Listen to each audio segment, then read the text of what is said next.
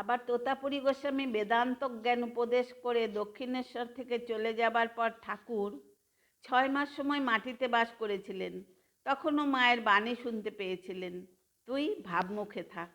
ঈশ্বর লাভের প্রবল ব্যাকুলতায় ঠাকুর এমন হয়েছিলেন যে সেই সময় 5 জনে যা বলতো ঠাকুর তাই শুনতেন।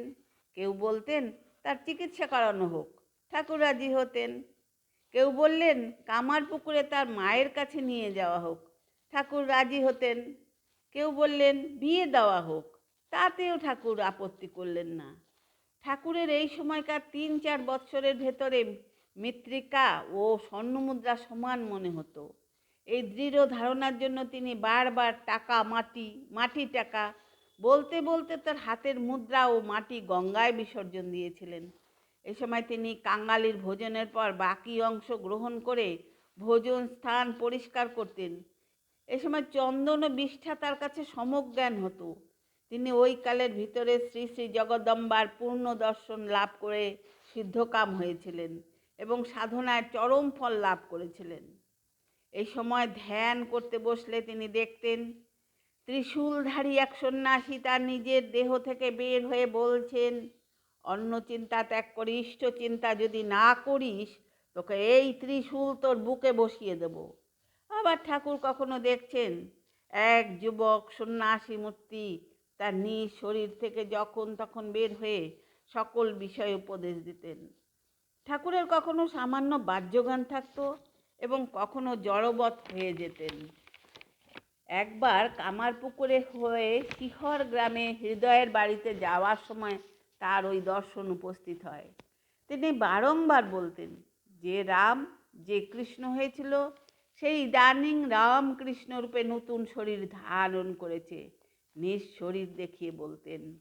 রাজা যেমন কখনো কখনো ছদ্মবেশে নগর ভ্রমণে বের হয়, সেই রকম গুপ্তভাবে সেইবার পৃথিবীতে এসেছে। এদিকে দক্ষিণেশ্বরে কালী মন্দিরে শ্রীরামকৃষ্ণের দেহ মনে প্রবল ঝঞ্ঝাবাত বইছে। বায়ু রোগগ্রস্তের আচরণ দেখা দিচ্ছে এবং অতিরঞ্জিত আকারে কামারপুকুরে তার মা চন্দ্রমণির কাছে পৌঁছায়।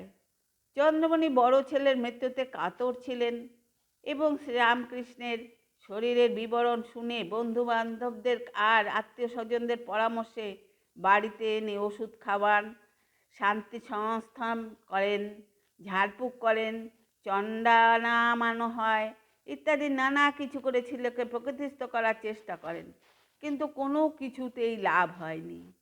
তবে এই সময় সাধনা সহায়ে শ্রী শ্রী জগদম্বার দর্শন লাভ করতে থাকায় ঠাকুরের মন ও বাইরের আচরণ অনেকটা স্বাভাবিক হয়ে আসে।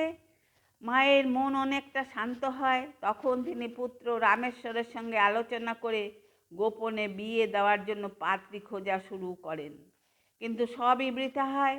পরে শ্রীরামকৃষ্ণ সকল ঘটনা শুনে বাচ্চাদের মতো আনন্দ উৎসাহ দিয়ে নিজেই পাত্রীর সন্ধান দিলেন এবং বললেন, জয়রামবাটি রামচন্দ্র মুখার্জির বাড়িতে বিয়ের কোণে আছে।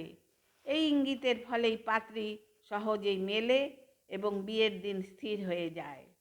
সবাই আমার নমস্কার নেবেন, ভালো থাকবেন, সুস্থ থাকবেন।